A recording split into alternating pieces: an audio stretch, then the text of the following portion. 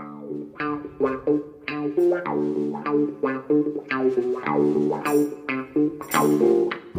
Mr. Hudson. Good morning, sir. How are you? I'm very well, thank you. What's Good, life good. like looking out your window? Because we're going to be talking about all the pictures on the wall. But first, what can you see from your window, Alan?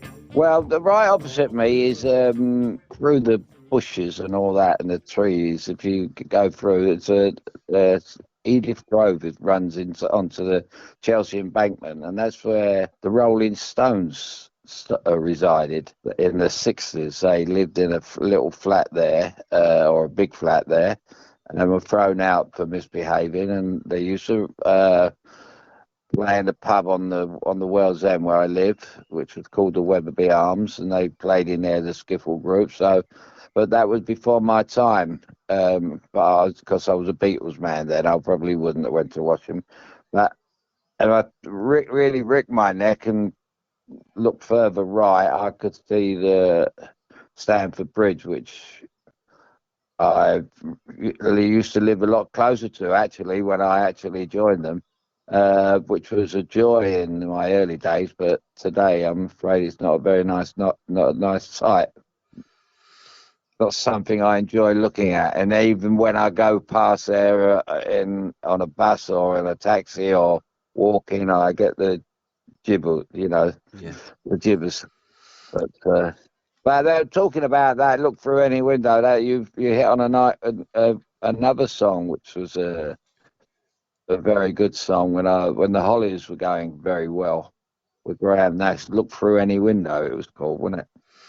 You are a connoisseur of music, a font of knowledge, Al. This is what I love doing, the My Life, My Music. And by the way, welcome all to another episode of My Life, My Music with the Governor, Alan Hudson. You just go off on one, you talk about the Rolling Stones, your knowledge, you go on to the Hollies. I look outside my bedroom window and I overlook the Clent Hills, the wonderful hills of Worcestershire. Um, Not as romantic as those scenes that you can see from your window, Alan, and those I wouldn't call memories this that that. you This have is from not right. from the This is not embankments. romantic, trust me. Stamford Bridge is not romantic for me. The embankments and the Rolling Stones were though, and Yeah, it's that history, isn't it? When you look outside a window, you look at something, you remember the history, and that's what songs evoke. Those memories, those pictures that you put up on the wall. There's a song that evokes those memories, those vivid memories of those times that are never to be forgotten, and those people that are so treasured in your heart. And we just put them on there. We glance at them. We put the songs on. We reminisce, and it's fantastic. But you yeah. didn't start putting pictures on your wall as a kid, did you? In your prefab in Chelsea? No, no, no. I wasn't one of those Mm. kids. Maybe when I moved into my first home in Wimbledon, we used to put pictures on the wall but it wasn't until really that I moved. We fell in love with Seattle that it all happened because we bought a house you couldn't buy here for the kind of money that we had. It was a beautiful home, and I've made the bar, which become as popular a bar as any in Seattle for parties and everything else. It was a great bar, and I found and I had the music everywhere, pool table. I mean, it wasn't that. Don't. It sounds bigger than what it is, and that's when I started putting all the pictures on the walls of all my favourite people, and obviously Frank took the pride of place, and the Beatles and stuff like that. Um, I must tell you one thing, a little bit of new news, hopefully. Yeah. It's 50 years of my leaving Chelsea for Yep. Stoke. Mm. Well, my son made contact with my friend went to see the Beatles 3 weeks ago in the Wimbledon Theatre, and they said they were absolutely marvellous, fantastic. And they were only on for one night, so we couldn't go. But we're going to go and see them in a place called Camberley in about 3 weeks' time. And my son spoke to their manager. I told him to phone their manager, see who managers, and see if we can go and meet the lads and, tell them a few stories about, the boys themselves, well, Shankly, more on the football side of it. And we're negotiating doing a day with the Beatles, Wow. with me doing a talk and then introducing them onto on the stage, because they were a big part of have been a big part of my life, So he's going to come back. He really liked the idea, and Alan stressed to him. He said, "You remember my dad's good friend George Best?" He said he was. They called him when he come back from Portugal that time when he beat the Portuguese on his own. They called him the fifth Beatle, didn't they? Yeah, it did. Yeah. I called him El Beetle, and they called him the fifth Beatle. And then it kind of rubbed off, and there was talk, down in London. There was the George Best of London, but it would Peter Marinello, but it was kind of stuck with me because of the the way you live your life and Mm. everything else. And he said, "Me dad was, you could call him the sixth Beatle." So we're negotiating that. Them negotiations are going on, but that would be a fabulous day, especially we could do it on a day like today, and maybe do it outside and in a garden, and and have the Beatles finish the show off. That would be wonderful. Because you've got some great Beatles stories, and when you were a kid, you used to go up to the record store, didn't you, and buy the Beatles album on that day. You were absolutely massive, massive Beatles fan, and you were. I mean, I remember all the headlines. It was Alan Hudson was the George Best of the South. Yeah, yeah, it was. Yeah, the thing about the record shop, I mean, I was only a kid. I was only a Mm, schoolboy, even not even 14, right? Even when I was 10, 11, yeah, the Beatles were the thing. And the day of the first brought an album out, they would say this album's out at such a time. There'd be a big queue along uh, just along from me where I am now in the King's Road, where there used to be a record shop, and my mum used to walk me down there, and we'd get the first one out, and it used to be such a thrill. mm, And the sad part about this story is that I had every Beatles album, uh, and when I left Seattle, obviously the bird had flown. She didn't come back to England and nicked all my albums. yeah.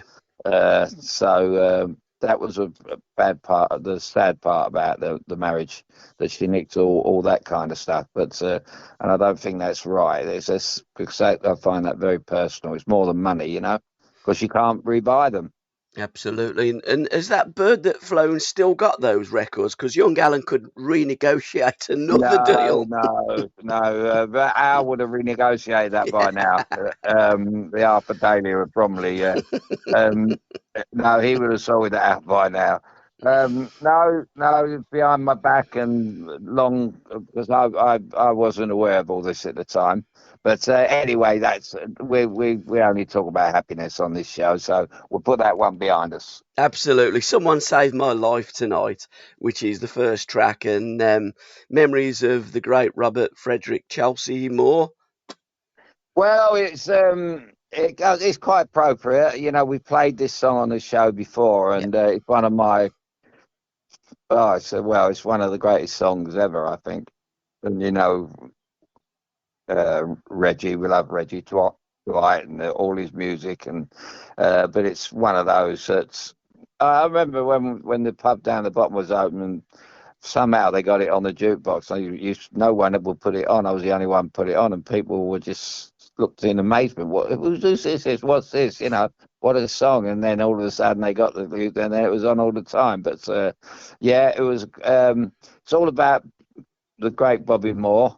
Talked me into Seattle, and as I've always said, probably Waddington was the only other person, or my father would have talked me into going into the other room and speaking to the then managers of Seattle, Jimmy Gabriel, who was at Stamford Bridge that day. So it holds many memories, apart from being a wonderful song.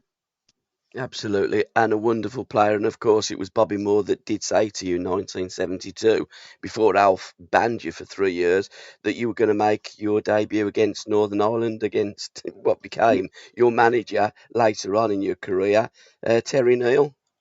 Yeah, yeah, it was a strange old day. That I think that was you know, a sign of things to come Mm. with England. Uh, it wasn't as if he did any. It was not because of anything that happened. He just obviously Bobby come to me before the game, and I didn't know Bobby that well. He kind of took me under his wing, Bobby, and you know, I think I've told you along the way. We used to. When I was at Chelsea as a kid, they used to have a West Ham scout, and he used to get my father every Saturday and say, bring him over to West Ham. We'd have to have him over West Ham. And so I could have made a career under Bobby. And I often wonder what my life would have been like had I been that, because, being in the dressing room with every day with certain characters is an experience. Yeah. And that would have been great with him in particular, more than anything. I know that more Peter's and the World Cup and all that, but it would have been Bob. I've become very, very important man in my life. And of course, the journey as a kid, I mean, Chelsea, a stone's throw away from your prefab. You were the most local of localist kids that ever played for the Royal Blue of London, Chelsea. But if you'd have gone to West Ham, that's from the west side to like the east side. I mean, Yeah. you'd have had to get on the tube as a kid. It would have been an absolute journey and a half for you by doing your schooling and then going on the Tuesday and Thursdays to West Ham, whereas Chelsea literally is a stone's throw.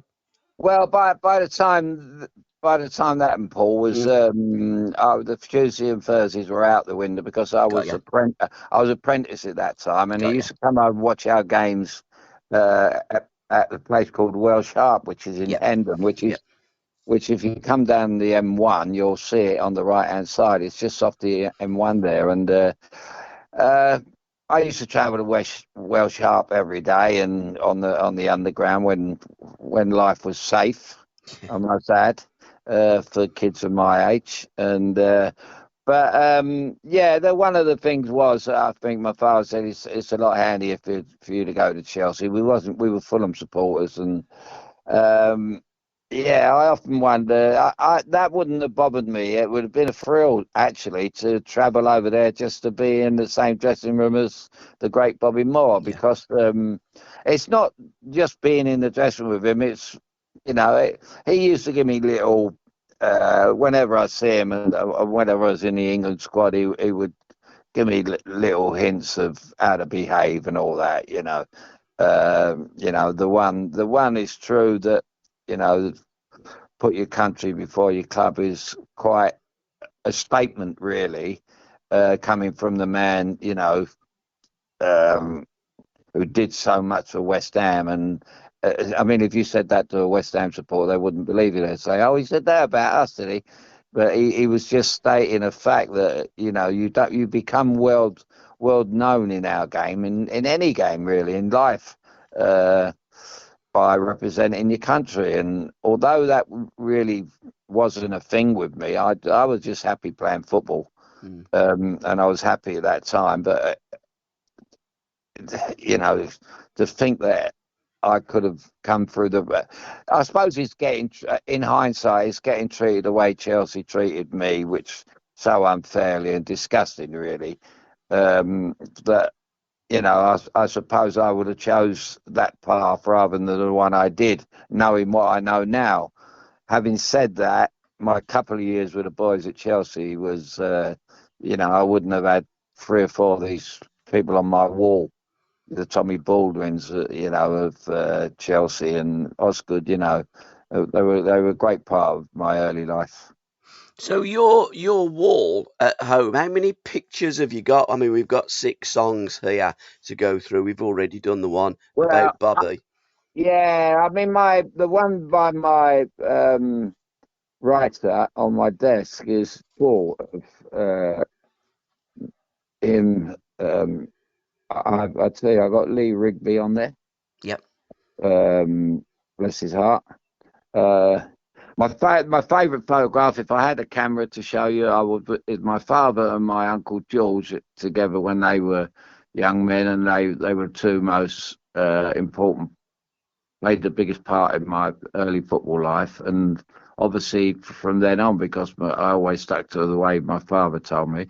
I got underneath them, I've got a signed photo of Carlos Alberto, who I knew were playing it. He played with California when I was out there, and Carlos Alberto and Bobby Moore together in Mexico, which is a fabulous photo. Next to them, I have me doing the Matador or whatever it is to come and get it to Franz Yeah, Beckenbauer. it's a great picture, that, yeah. That is a good picture. If you want it, come and get it. If you want it, come and get it. But I don't think France wanted it enough, you know. But that was a great night, and that brings a great memory back. Not many of those players will have that on the wall. I know that. Above that, the Tony Millard, a great friend of mine, with me in Seattle, and a great fella called Dave Gillett's up there. Alongside him is a photo of me and Jimmy Green after scoring a 6 goal against Chelsea in the League Cup, which is that was a night we were 6-0 up after half an hour, which was only about 2 months after I joined them, so that went down well. That was really a treat. Then I got a photo of my me in a blue shirt with my medical history on it. Really, that is a really good photo of every injury I've got. I've got on my left hand side, I've got the great Tony Waddington shaking hands with Tony Pulis. But this is a fabulous picture because it's Tony Pulis is in real life, and Tony's like in black and white. Is a ghost Yes. watching over him. Yeah. And my friend Bob Williams put that together, which was fabulous. I got one of shaking hands with John Hollins at the Victoria Ground when we played them in my first game for Stoke against Chelsea, which we won again. I think I played against Chelsea 7 times for Stoke, and we beat them 7 times, or 6 and drawn 1. So that weren't bad. So that told you something about them getting rid of me. I'm just moving over to the big wall. It's mainly my father, me and Osgood. Great one of me and Osgood. Great one of me and Tony Pulis. Sadly, the Tommy Wisby from his funeral. Don Howe, a lovely man, Don Howe, who with a big grin smile on his face. But he didn't have a smile on his face when he was giving me a bollocking that day at Highbury. The great Bobby Moore again with his second wife. She was lovely. Tony again. John Robertson in our coaching school with Don Shanks, Frank Worthington. That was our coaching school in Alsager. Me and Gaza together in Stoke. And you got the West Germany program. Then you got the letter of George Best saying, I've got my glasses on for that one, mate. It's not going to be that long. And we got Jimmy McCalliog to thank for all this. Yeah, we certainly have. And I have to say, Paul Weller, because in 1993, in his Wildwood album, there is a song called All the Pictures of the Wall. Oh, right. Yeah, exactly. We're only there to serve, remind us of it all. And I do love pictures, although in our house I haven't got many pictures on my wall. My wife won't let me. You're single, Wow. it's a different dynamic. If I was single, I'd have them all over my wall, plastered like I did when I was a kid back in Highland Gardens. I can't agree with that. I think she'd have to go before the pictures on the front. It's like my son with a dog. Yeah. Has he still got the dog? He's still got one of the dogs, but the girl's gone. Yeah. And the fiver went as well. That was on the wall, didn't it? The fiver with Lester Piggott and Jimmy Greaves is gone. Yeah, I made sure of that. But the letter from George Best, which is in one of my books, in 9 Cooper Street, Manchester, at the top, Oscars, Mr. Alan Hudson, Stoke City Football Club, 1st of September 1975. Dear Alan, You're still the best player in the country by a mile. Ram it down their throats where it really matters on the pitch. Your pal, George Best. So that's a nice touch on there. Then I've got several others. Me and my son, two sons. But a photo I love is George Eastham just having banged the winner in against our Chelsea team at Wembley, and I've got that on there because that led to. I mean, I broke my heart at the time, but it led to better things. Above that is me and Alan Ball coming off against the Germans. Below him, the great Tommy Baldwin, and next to them is Mum and Dad getting married. Right. It worked for them. It didn't work for me.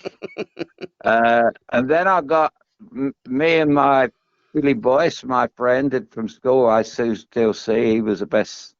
He was his cousin played for West Indies, and I think he would have he got the chance. But it was there's a touch of racism there. I got one with that, and one in Hawaii with Alan Hinton, Steve Battle, who I loved, and the fella that played it for Manchester United, Anderson. Yes. Yeah. No, Yeah. not Viv. Willie. Willie. Yeah. Well, he's sitting there with a glass, and we've all got a glass sitting around this bar, and it's a terrific photo of him and times we shared in Hawaii. Because that was Derek Dugan's on the left. He wasn't even Hawaii. And I got one of Johnny Haynes with when our Chelsea team won the cup at Craven Cottage with me and my brother and a kid called Rodney Udall. Yeah, me and George Eastham sharing that photograph that I love of him. And the last one there is me getting off the train at Stoke Station looking like I'm going to death row. Yeah. Yeah, so... there are some fantastic memories there, Al. The one, the song and the connection, I'd love you to explain this. The most beautiful girl in the world, I'm guessing it's the Charlie Rich song. And you used to be on in Eric Skill's bar, didn't it, in Stoke? But the connection's Don. How do you link the most beautiful girl in the world to Don? Well, Don Howe wanted the game. I did think about it. I wrote it down. I thought, what can I put with Don? Because Don was if you knew Don, you wouldn't think of anything. You think like that. That would be Frank Worthington, wouldn't it, or something like that? You know. If Don had a choice of a woman, it would be the most beautiful girl in the world because he wanted everything done properly. Yes. His coaching. He was a simple man. In simplicity is genius, and he played that one to the letter. He was, you know, everything he did had to be perfect. And I just thought about Don. I thought, I wonder what kind of woman he would have, and he wouldn't settle for second best, something like that. You know, he should have to. And that, if you played that, if it would have in Healthy Skills, his pub in Newcastle under Lyme, you know. If you played it now, you'd think of Don. I would think of Don anyway, and that would be, you know, everything. Everyone's got a song, and every place has got a song for Absolutely. me. You know, it's like, you know, I always say about the Witherspoons pubs. You know, every one I've been in, wherever it is in any part of London or the country, I think it should be Eleanor Rigby because it's all the lonely people. You know. Yeah. And that's the pubs that they go in, all the people that live alone, and they go in there and they can afford to go in there and all that. So it's strange how life I can understand why these people become great songwriters, you know.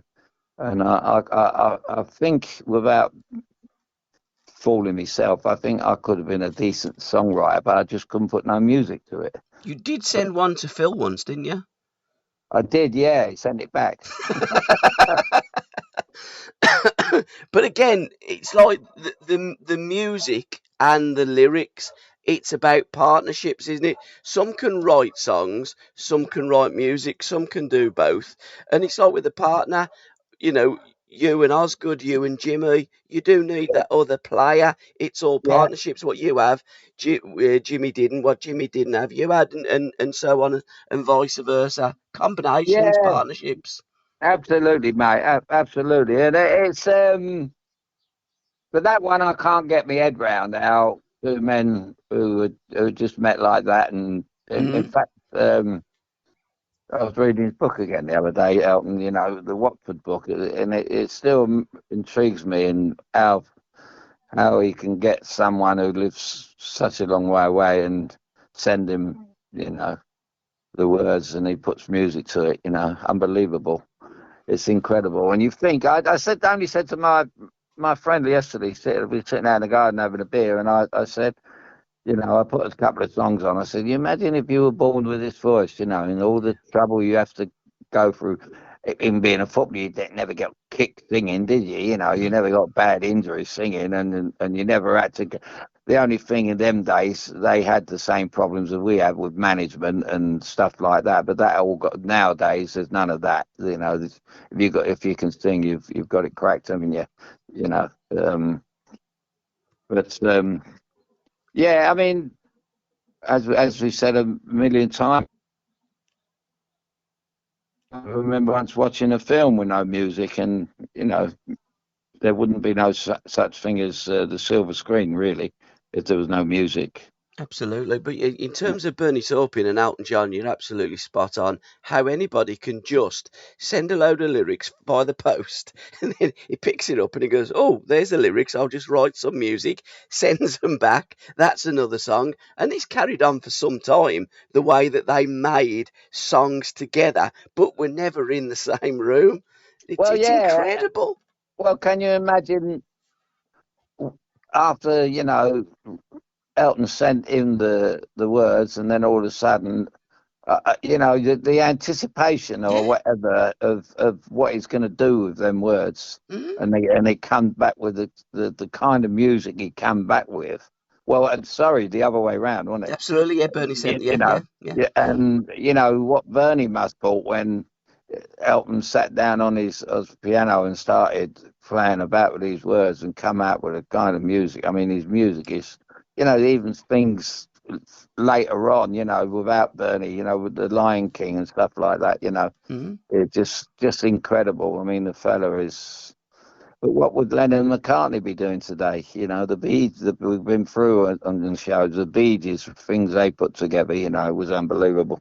Again, But it's quite incredible because there's only a certain amount of notes, only a certain amount of words, there's only a certain amount of like noises that you can make, and they just make so many different ones. And in terms of like artists that you've them, just referenced, iconic. yeah, yeah, them noises are called sounds, Paul. You know, a lot of people would call it noise. You know, turn that One noise man's down. noise is another man's sound. Yeah, yeah, But you did yeah. say about Don smiling down at you. You did have that row, but you know that came after the 1978 FA Cup final when a reporter wrote something uh, that you told him in confidence. But again, he wrote it. Don's seen it. Well, everybody's seen it, and Don wasn't Well, happy, was he? well, it was actually the Thursday night before the cup final, and I remember walking off the pitch at Wembley on the Thursday. We've been training there, and I wasn't in the greatest of mood. I think I'd been out celebrating getting to Wembley, and I was walking down afterwards, and I thought, thank God that's over. Walking down, and Tom walking towards me, and he said, "You all right?" I said, "You look a bit down." He said, "You worried about anything?" So I said, "No, Don, I'm fine. Everything's fine." I was a bit worried about. I still carrying the injury, which weren't quite ill. I was a bit concerned about that. But he said, "I said, if you can ease your mind a bit, Al." He said, "You'll be playing Saturday. Don't worry about it." He says, "I know you're still having a bad time with the other fella, but no," he said, "you'll be playing anyway." And on the Thursday night, a fella called Bob Driscoll from the Sun called me up, and we just had a ordinary chat like we did, and then he threw in the spanner in it right at the end, and he said, "So it'll be interesting to see whether you get picked or not." And I just turned around without thinking. I just turned around and said, "No, I'm playing. Don told me." And then woke up on the Friday morning, it was headlines. Yeah. Oh, mate, I Mm. knew what was coming. And then, so therefore, Don pulled me in and give me it was a horrendous morning for me. But it was a good lesson. I mean, I was 27 at the time. It weren't as if Yeah. I was a kid and didn't Mm. know any better. But it was just somewhere. It wasn't a journalist I'd never known. Bob Driscoll was a friend of mine, Mm. and we used to drink together. But that's another thing going. But it was a lesson learned, and I walked out of Wembley after he got done and a bit downhearted and that, and he just gave me a pat on the back, and he said, well, he thought I was our best player. He said, well done today, you was our best player, and by the way, I spoke to your mate. You're off the hook. So I didn't even know I was on the hook, but he left me off the hook. But Right. again, this is the thing, isn't it? Okay, at another level, I mean, that was like absolute national news. But the stuff that we do, there's been one or two times that we've done things or you've written stuff, and it has to be taken out because of situations that are going on, particularly in the World Cup. And we went around, we got that sorted, and another couple of items. And it's about trusting people as well. You know that whatever you do, if you're not happy with anything, we just take that out. It's certainly if it comes back to hurt other people or gets anybody in trouble. But unfortunately, with editors, I mean, that fella may have said that and he's gone, nah, this is a good scoop, we're running with it. And this is the problem with newspapers and the media per se. Tommy Wisby, you referenced Tommy with your photograph. Tommy was a lovely, lovely man. And the song that always reminds you of Tommy is Rubber Bullets by 10cc. Great band, great song, Al. Well, yeah, yeah. You could. I suppose there's many songs you can uh, pick out of someone. You go back to maybe Johnny Cash or something. Mm, Something who spent time, within the four walls. It's a horrendous time, but I like to think of Rubber Bullets, and because I love the song, I thought they were a great band, and quite fitting to Tommy, and I think it was one of those that would make him smile yeah.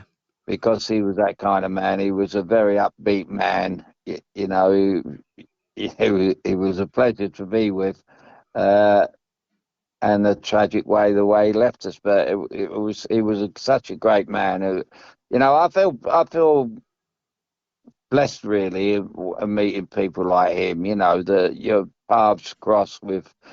They call them gangsters wherever and Yeah. hoodlums, but this was a different ball game. The Great Train Robbery was nothing like that. It was, uh, like I always say, when I said to Tommy, I said, if you'd have met my dad, because he told me about a copper that was after him, and my dad knew the copper in Fulham. He said he was the one that wanted to nail me after the robbery. It was a fella called John Pritchard, and I said my dad knew him. So oh yeah, he said well, I told me about him anyway. Um, to cut it all short, I said. Yeah, if you'd have met my dad, I said I would have had no football career. So he said, "Well, how'd you make that?" I said, "Because he would have been on the train with you." He said, "No." I said, "I'm telling you, Tom. If he'd have met you, he'd have hung up. He'd have thrown away his paintbrushes, mate. Don't worry about that, because it was one of those things where there was Tommy was the one that, well, he didn't hit. He hit him. He put a hand on the fella that said, "Sit down and I'll look after your family. Don't worry about that." And there's always one in the party, and there's one in the room that says, "This is a Queen's train kind of thing." And I don't know what is about, but he's a silly man. Mm. Uh, but that's just my way of thinking. And if you met Tommy, that couldn't happen. And they made it out, and they probably put another 2 or 3 years on. And then the fella died 5 years later, and they said it was because of that, and it was absolutely nothing to do with that. It's it was so unjust. But I know a little bit about that anyway.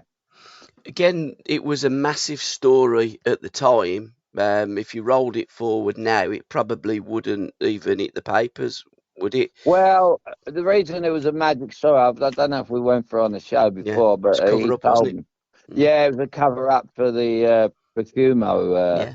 thing, wasn't it? You know, Mm, I think the all the politicians that were involved in that scandal said there's a fantastic opportunity to get us off the front pages, and it was to get them off and get the train robbers on, and that's why they made it as big as it was, the crime of the century, and that's why they got the sentence they got, mm, because it didn't deserve that. You know, I mean, all right, it's the Queen's train and everything else. It's at the end of the day, how many thieves are there in Parliament? You know, absolutely. Yeah. so but these no, it was a great shame, and but it was sad. But I'm just glad I didn't know Tommy then. I wrote a letter to him once in prison without knowing it. Dave Sexton asked me to write to one of the great chamberlains. I said, of course. And then years later, Tommy said to me, "Yeah, you wrote to me," and Nick, I said, "Oh, Tommy, said that nice to put a face to the letter, and we become great friends. I mean, really great friends. I used to go and see him a lot. He come over to Chelsea. I took him in the arts club over here, in Chelsea, and everybody met him. They just loved him. He didn't ever ever want to talk about the other thing, but he was just a lovely fella. He just loved it, and he was a big Arsenal fan, a big Sinatra fan. He met Frank in Vegas, and that was it. That kind of made, that was the best time of his life when he was on the run and met Frank. So a lot of good things come out of it. And that's the nice thing about the podcast is that we talk about, the people, the person that you knew and loved, not the media perception of that person, but the real Tommy Wisby, the man that Tommy was, the generous man, the likable, lovable man that Yeah. Tommy was, not what again the media perceives Tommy Wisby and people like that to be. But Yeah, then again, they have their issues, and in many times, as you say, Ali, it's to take other issues off the front pages and darken the names of others to enlighten the names of other people. All that glistens isn't gold, and in many aspects, the pen is mightier than the sword.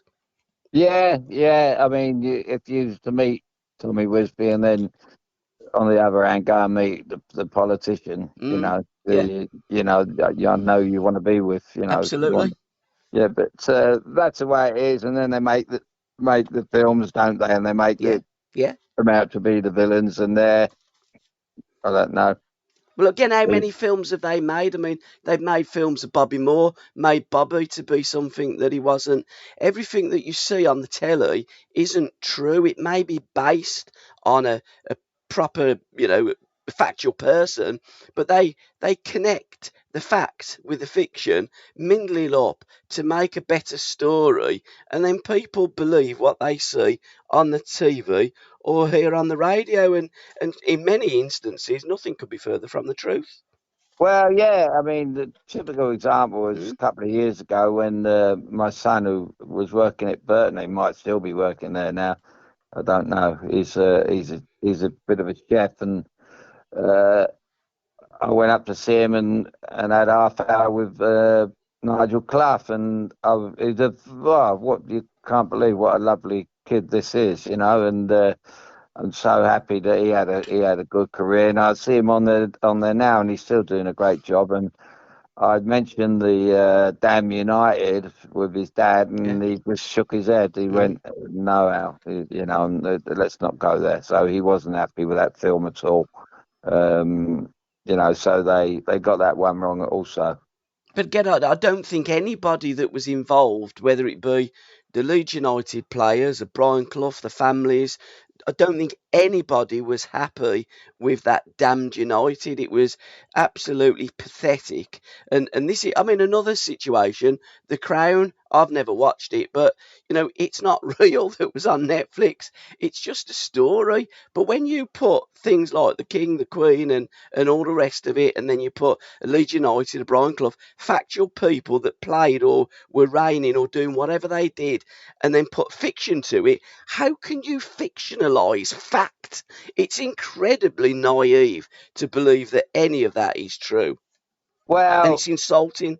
oh, absolutely, absolutely. Mm, But I mean, and then you got the other side of it, the George Best film. yeah, My God, the fellow that played George Best with the greatest respect. George Best was one of the best looking fellas ever walked on earth, yeah, and that was hence Miss World and everything else and all the Miss Worlds he had and all the beautiful women or whatever.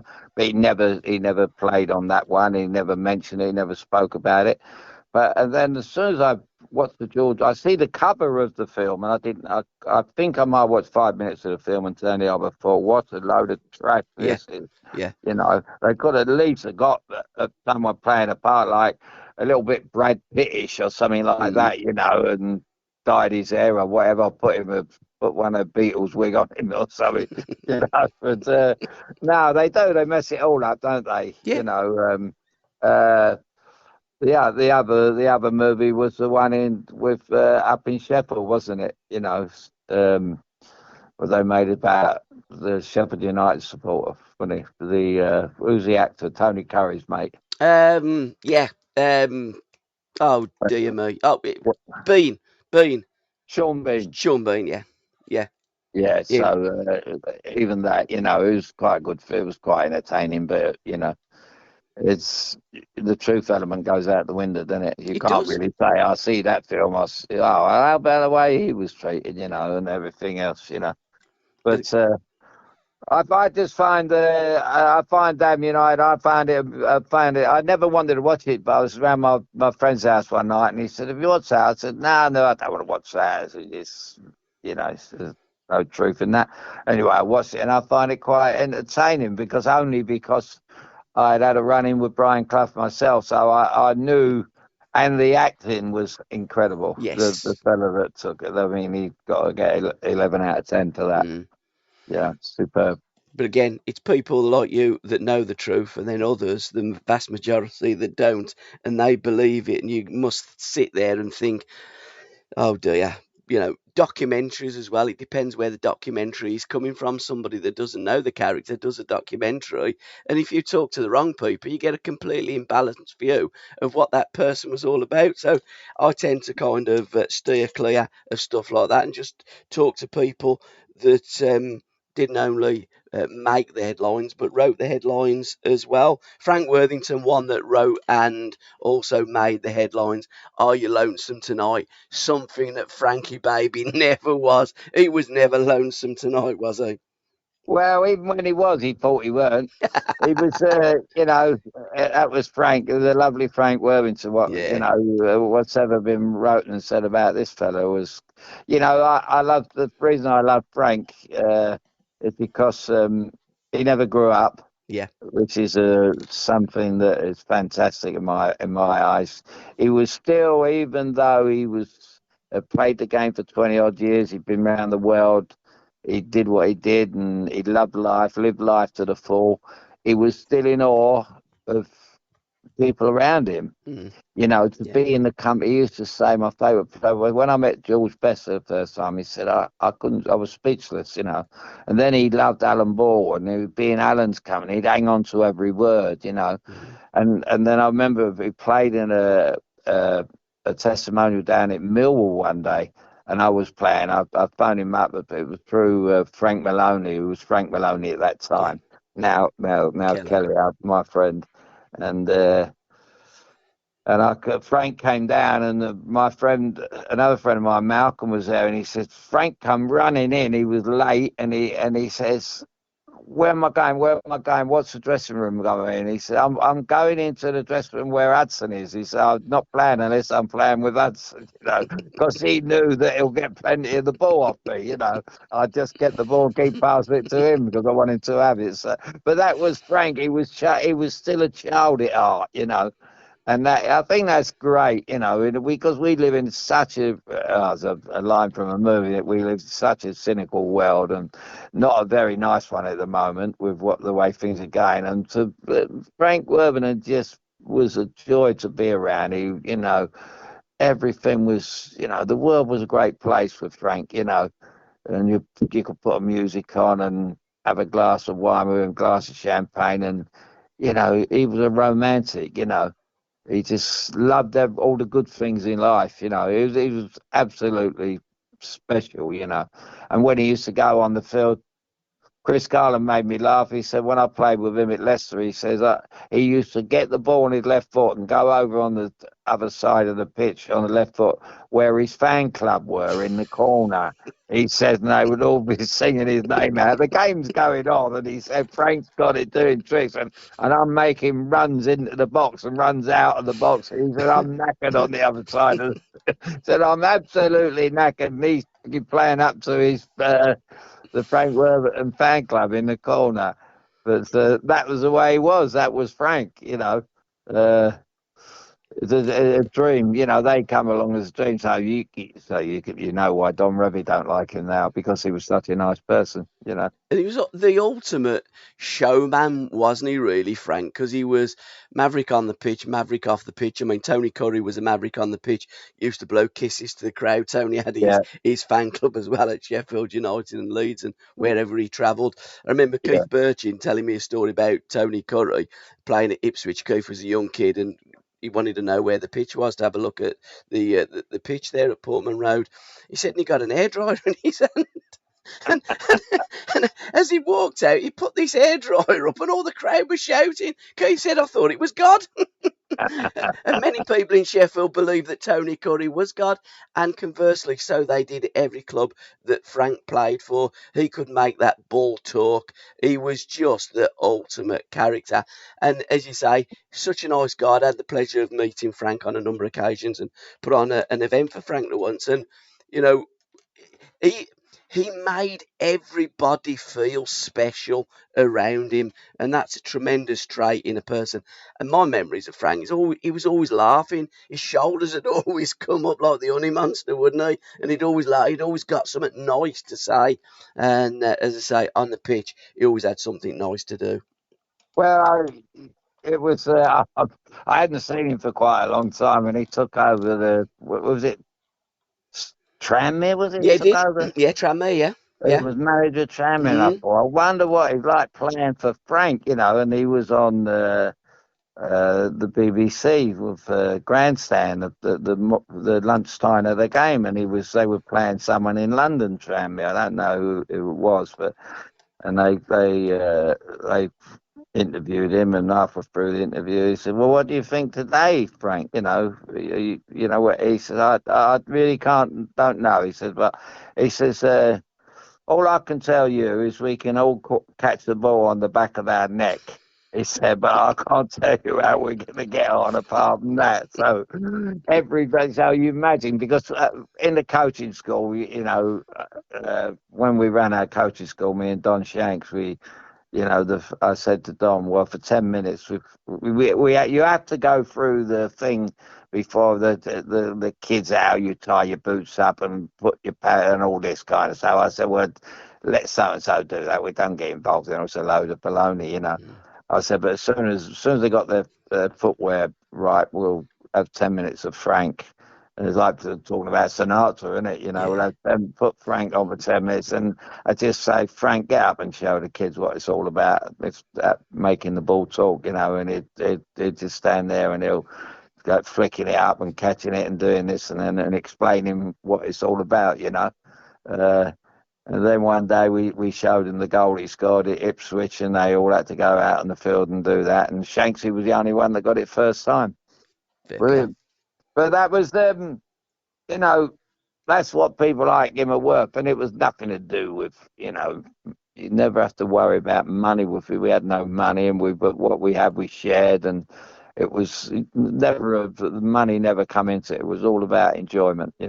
And that goal wasn't his favourite goal. He, No, his be, probably. his best goal was against Queens Park Rangers. I'm not sure if Shanksy played in that game, but Ian Gillard did, because Frank said to me, he was talking me through that goal against Butcher, and he says, and I flicked it over his head, banged it in the back of the net. He said, I turned around to Terry Butcher and said, if you're standing up there with all your fans, you'd have had a better look at that goal, son. Yeah, no, he And he tells goes, that. yeah. He does that on his after dinner talk, doesn't I he? did have the pleasure of having something to eat with Terry Butcher. I asked him, he denied that Frank said that. But again, Butch would and Frank would as well. But Yeah. ultimately, what a goal. But he said, no, if you ever see Ian Gillard, ask him about the goal I scored against Queen's Park Rangers. To this day, I've never seen Ian Gillard, but it must have been special if it was better than that. A No, special player. I'm not having that anyway. Well, that's I'm what not Frank. accepting. Those were Frank's words. Well, Yeah. I scored a better one than that when I was at school in the playground. I beat 24 people. No, But that was. I mean, if that had been, imagine that goal. I mean, and mm, he could have done it. Had he played up front against Brazil in yeah. Mexico, and he'd have scored, and he could have scored. That could have been done against Brazil because I don't know what the Brazilian defenders Mm, have. I mean, they weren't that great, but they don't didn't think they need had to. any Yeah. defenders, did they? No. But you imagine him scoring out in Mexico 70, it'd be on every week in England, wouldn't it? It'd be on Absolutely. every Yeah. unbelievable. Yeah. And they should have it on now on Sky. They should have it on every Saturday afternoon. This is what players were, you know. Who could do that today? And that's the thing about coaching today. We teach kids how to keep the ball and pass the ball back to the goalkeeper, but we don't teach kids how to produce such skill in the game, and that's what's lacking from our game. But when you do get rid of maverick players and you don't listen to players like you guys, that's what football turns into, sadly. Another player that, sadly, a genius on the pitch, probably off it is his downfall. Paul Gascoigne, is that all there is? Tony Bennett talking about his house as a kid burning down, and I suppose really in essence, Gazza's world burnt down in 1990 when he come back as a superstar and probably mentally couldn't handle that, and it seemed to be the downfall of Paul. Well, it was. I don't think any doctor or anyone anywhere could ever tell you what went wrong with Gaza. It Mm, was. That was another case of not growing up, but yeah. in a very different way. I met him only the one time, and I found him a fabulous, fantastic fella. What a lovely. I call him a kid. He was a kid compared to me. Mm, Uh, but what a talent, and the song is so him. Is that all there is? mm, And if you knew the song by Tony Bennett, it's a great song where basically the title says it all. And when Gascoigne scored the goal against Scotland and whatever at Wembley, that was a highlight of the Euros. Uh, you can imagine all they would laying on the floor, get up and they'd interview him immediately after, and he'd say, "Is that all there is?" mm. Uh, uh, so that really is a gas. That is a Gaza. Is that all there is? And you'd like to put it to him, wouldn't you? Yeah. And say, "This is what we've come up for you." Mm, And but what a talent! What a I don't really why he ever tried to do that tackle at Wembley. I don't know, and that was that was a thing that held him back. We'll never ever know. We'll never know how good this fella. Parkinson said it about me with and George with the booze and all that, but I think was a bit unfair because it was nothing to do with the booze. It was to mm, do with management.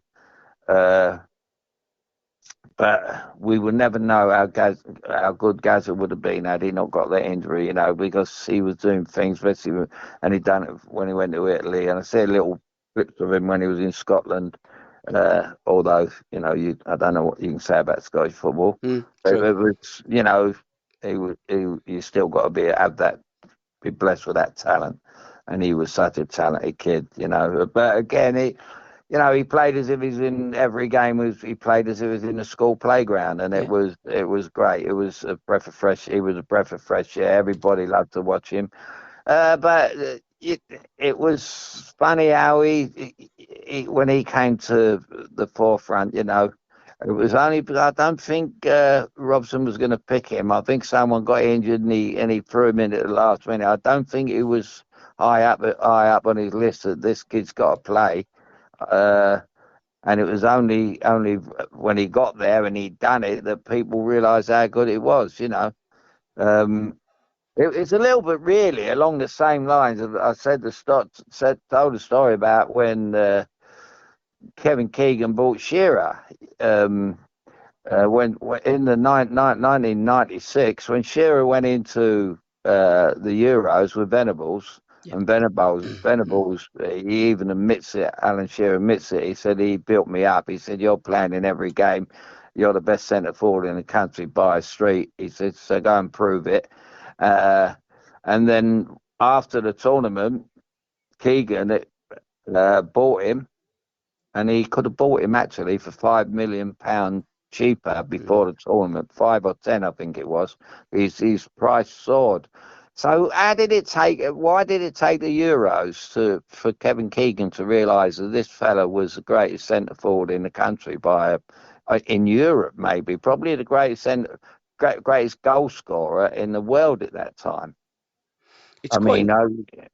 if you were to sit down and put all these players together and show I watch them, all the goals, the great 100 goals. I say, well, his is the most phenomenal out of all of them. I think in Incredible. modern days is the most complete centre forward that I've seen in this country, Alan Shearer. And as you say, left foot, right foot headers. He scored all different goals, not just tap-ins, balls that he got from the halfway line. He'd take on defenders. I mean, Shearer was the king, but at that time he was going But through a bit of a lean spell. I don't think he'd scored for England for about 2 years. Adin, you're right. Terry said, I believe in you. You're playing every game. well, it's when Mm, you're playing for England, it's all about what the manager says to you yeah, and everything else, and yeah, uh, it's all about how could I? It's like with my last game for Chelsea was against Liverpool. I was useless. My first game with Stoke, I was outstanding mm, against the same team, and it's all about management. It's all about the manager giving you that confidence to go out and be at your yeah, absolute best, and that's what Terry done to him. mm, All right, it suited him because like 1966, every game was at Wembley. So that was in his go. But he was an incredible centre forward, and what I've never worked out is one so small. yeah, yeah, He's mm, only about 5'9". mm, He's not 5'10", I don't think, and he got above people. His jumping ability and heading ability, his all-round game was phenomenal, yeah. Absolutely. You, phenomenal, you don't have phenomenal. to be 6'6" to be decent in the air. It's all No, about, again, as you know, well, it's about your timing, isn't it? And well, yeah, I watched him again yesterday. The Manchester City man that scores all the goals, never and he touches the just ball. can't head the ball. He can't head it. They crossed two balls to him there. He tried to do an overhead kick, but he was that embarrassed with his heading, and he even admitted it last year. He admitted. He said, when I was in back home playing, he said I have to thank Solskjaer. Because he said to me, well, you're going to have to practice your heading. He said, you're great at everything else. He said, but you can't head the ball. And he said, I still can't head the ball properly. And you can see that. I think he played in one game last year in the Champions League. He missed about 4 headers from Yeah. about 6 yards out. Amazing. Yet he's got this record of goals. But Shearer, he wouldn't compete with Shearer. Completely Uh, different player, wasn't he? well, you've Mm, got to you said it. He's yeah, the most complete all-round centre forward yeah, that probably ever lived. Not yeah. about now. You just never see nothing like it. All right, he's not going to score the Jimmy Greaves goals. Mm. He Or run it maybe. close, though, Dennis Shearer. I mean, Well, you look at yeah. Shearer's got, I think, 280. I mean, Jimmy's in a world of his own, complete world. Jimmy Greaves is the greatest, bar none. But in modern times, I mean, it always annoys me because when they look at the records, they just look at Premier League records, and Yeah, I remember talking to Letizia, and they says, yeah, but they took about 20 off Alan as well, And you look at, I think he scored about 284 goals in like yeah, First Division and Premier League, where they only yeah, put his Premier League goals on. So I mean, yeah, Shearer was some player, and he had yeah, that really bad injury as well, Al, didn't he? So he was out for some time. yeah, yeah. So I, if you put all of that into the mixing pot, then blimey, again, I think if you're looking in terms of central strikers, proper what I'd call centre forwards, I'd put Shearer and Ronaldo as the best that I've seen in my lifetime. yeah, I think Shearer edged it actually. Yeah, I really do. Yeah, because he didn't always play in the best teams and no, everything else. mm, But no, I think uh, for pound for pound, I always say goalkeepers. Peter Bonetti, pound for pound, was as good as anyone. yeah, He was lightweight compared to all the modern goalkeepers, mm, especially when Michael come along and people like that. They all had to be 6'4" or whatever. But no, Shearer for me, mate. I do have to think of a song for him. yes, I'll have to write one for him. yeah, send it to him. You put the music to it, Paul. I'll be your Elton John, you're the Bernie Taupin, and we'll send it for Shearer. I'll hit him up on Twitter and say Alan Hudson's writing a song for you. Or we might take that the wrong way. No, it's in a good way, Alan. Yeah, You are that, simply the best. Tina yeah, Turner beat us to that one, but we're going to write another one for you. yeah. We're right. Another one to Some cover all that. Absolutely somebody else who was simply the best, and the final track that you've got today, Al, Tony Waddington, Holding Back the Years, Simply Red. A great song, and for a manager that arguably is up there with the top managers that we've ever had. But as you've always maintained, when you're managing or playing for Stoke, you're not going to get the recognition or the titles than if you were a manager of Manchester United or a top club. And Tony was so loyal to Stoke City. What was it, 17 years their manager? Yeah, yeah. He was far too loyal for his own good, like I was really in Yeah. many ways. But uh, when you look at the big picture, with people talk about Tony, they won the League Cup. They beat us in the League Cup. It was a great year for them, not for us. But when you go back to when he took the job over at Stoke and what they had, what he had to play with, they named the back four or back eight, the Waddington Wall, and he had to go through all these hard times which managers go through a day, and they complain about, well, we haven't got this, we haven't got that, and got, all the excuses come out. Well, he never made no excuses. He went and got people like Morris Setters. He had a good rapport with Busby, so he got a lot of old Manchester United players there, help him up. They're only up the road, and I don't know why Stoke City hate Manchester United so much, because Mm, they kept them in the league for with their ex players, the great Dennis Violet and people like them, the magnificent players. But he's just all round. Well, I think the reason I love him so much was going back to the Don House song, the most beautiful girl in the world. I think that would have been Tony's as well, mm, because he loved everything about life. He was, there had to be lunch. If we're going out for lunch, it would be memorable. I'd have a story for every lunchtime we had, because he was with somebody that didn't know him, and these players that didn't know him at Stoke, several didn't like him, and I just laughed at them. They couldn't understand how we got on so well, but we were so alike. We just liked all the best things in life, and once you got him outside his office, mate, he was a different animal, mm, and that's the way life should be. You play on a Saturday afternoon. You're only looked at in our game, where certain players, like Dave Sexton was the worst at it. He used to judge you what you done on a Monday to Friday, how you live your life. Well, mm. there's no right way to live your life. I mean, any. whether it's a singer or whatever, a movie star, whatever. As long as you deliver the goods on a match day or whenever you're supposed to do it, that's how you should be judged. And that's all that Tony done. He judged you on what you did for him, not what you did on a Monday, Tuesday, Wednesday in pubs or whatever, uh, because he liked to drink himself. Yeah. But he worked, you work hard, you play hard. It's as simple as that. And I remember Alan Hinton wrote something in his book about me. He said, you couldn't believe this fella, the way he lived his life. He said, but every day we edged towards match day, you could see him coming round. And by the time the kickoff came, he was ready to go.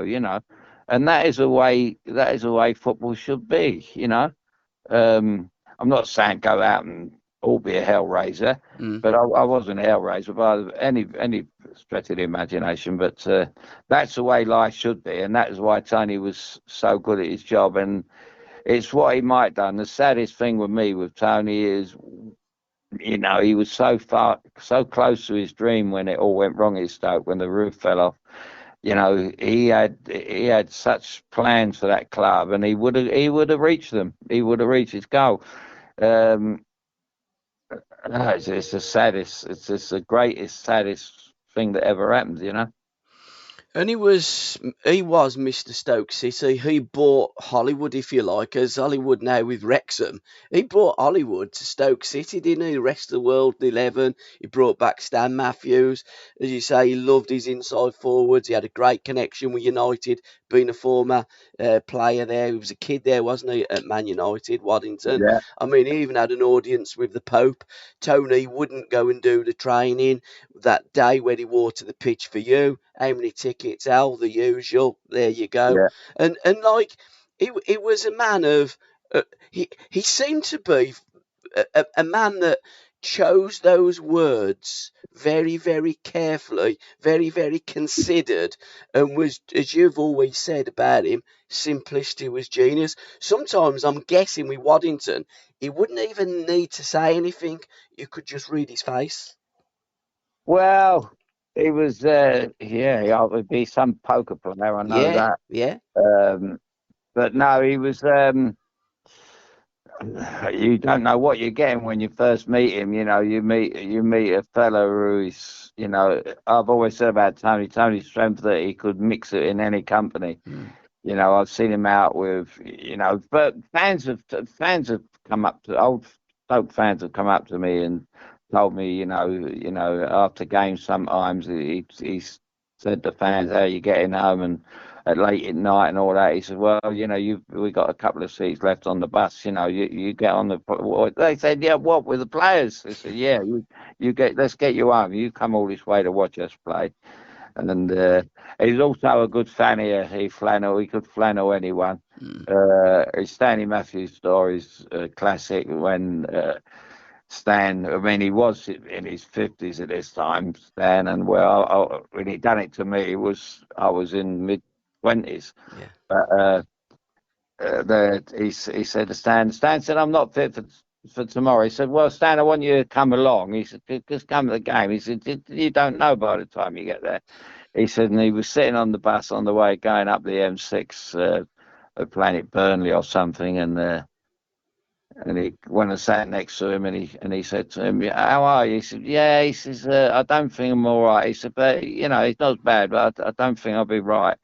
And he said, "Look at this down the motorway." He says, "Look at all these people, all got Stoke City flags hanging out the windows and tooting the bus as they went by."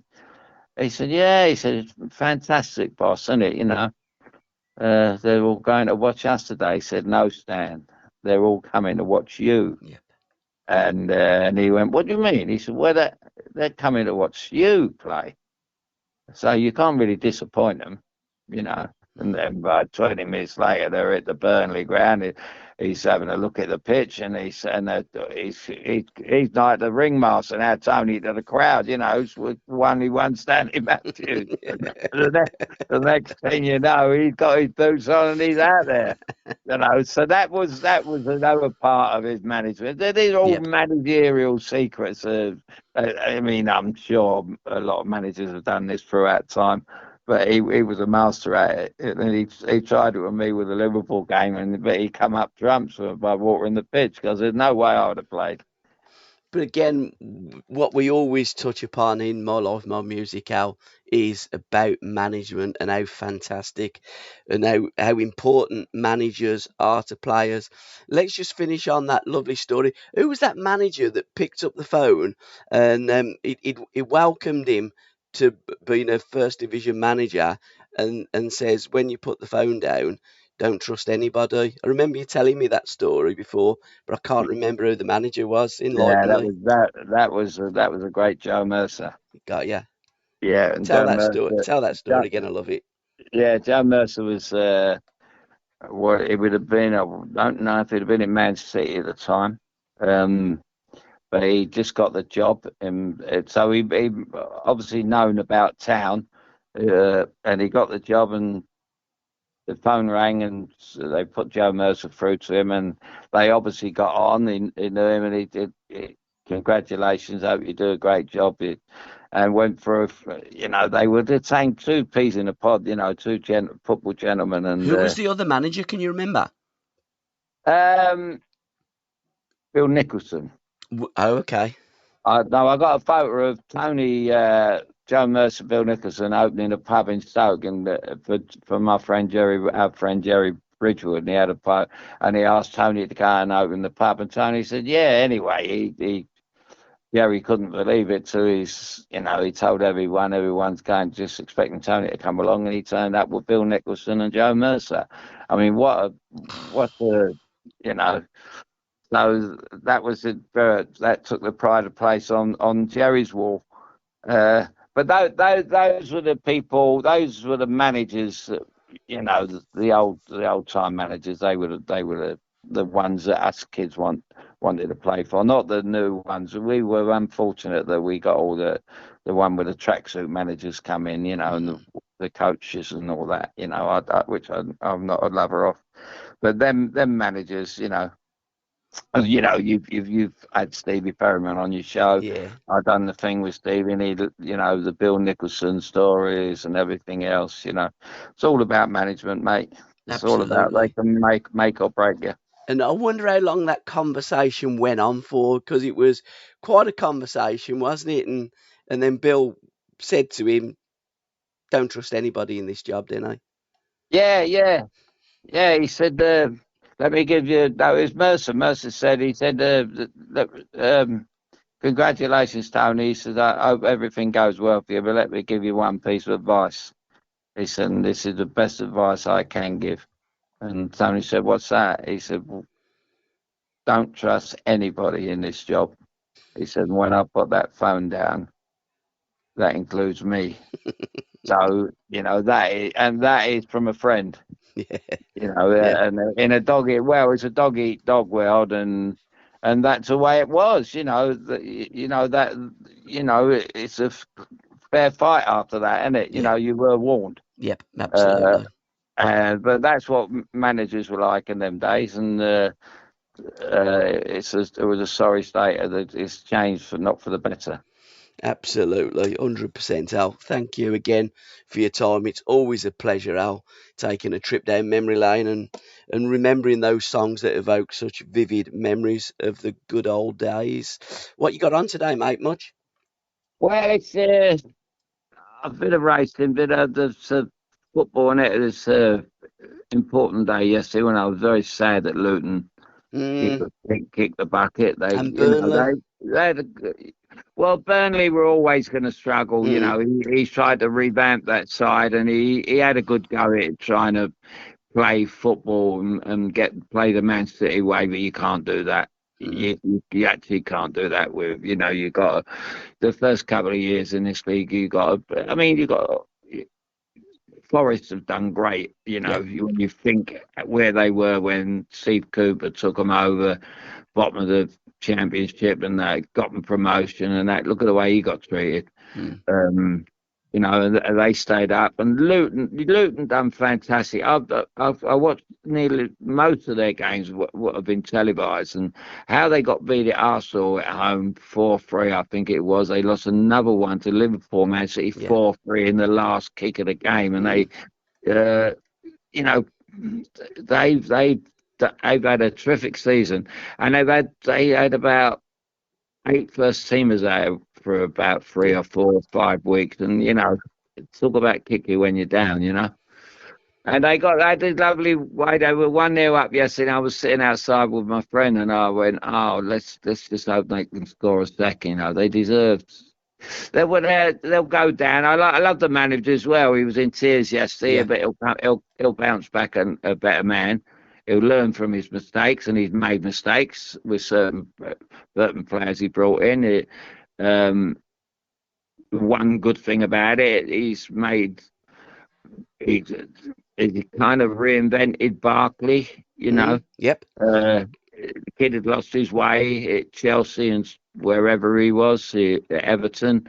He lost his way completely, and he's got him back and said, "Look, we're you know, he's filled in with the confidence and responsibility. He gave him more responsibility, is a word really." And you know, he done a terrific job, the Luton manager, but he will learn. There's not a lot he could do about it because he was, you know, we all know they're cash strapped and everything else, but they'll bounce back next season. They're a certainty to bounce back and be a better club for it. Absolutely. The 3 that went down, maybe next year, the 3 that will be coming back up. That just seems the way in football today. Absolutely. I think Burnley, you know, they didn't lose any ground as, you know, they're getting relegated. I think they'll be better for it as well. They'll be better prepared for next year. The manager would have learned. I'm not really a lover of him and the way that they go about it, the Man City way, and keep, you know, these people still think that goalkeepers can play football, but I don't get that part of it. Yeah. No, it's like putting a pair of gloves on their feet, isn't it? You know, turn it in. Sometimes they pass the ball as though they have got gloves on the feet. Well, absolutely. When they do the old yo hand. It's the funniest thing ever on a pitch, isn't it? A goalkeeper trying to do a Cruyff turn. Yeah. Oh my days! You never got it in those in your days, Al. You had proper goalkeepers, you had proper players, and it's always brilliant. Well, I must leave on that. It did happen in my day because I remember one day we played at Stoke, and I know we've had our little run-ins and everything else, but someone punted a ball through a Newcastle player, and Alan Gowling chased it, and Peter Shilton come out to kick it and kick the floor. And he was laying on the floor, and Alan Gowling walked it in the net. Instead of winning 1-0, we drew 1-1, and we left Peter on the floor, and we went in at the shower. You know, but that's what they're like with their feet. And what did Gowling say to Shilton when he walked past? "What are you doing, son? Looking for worms?"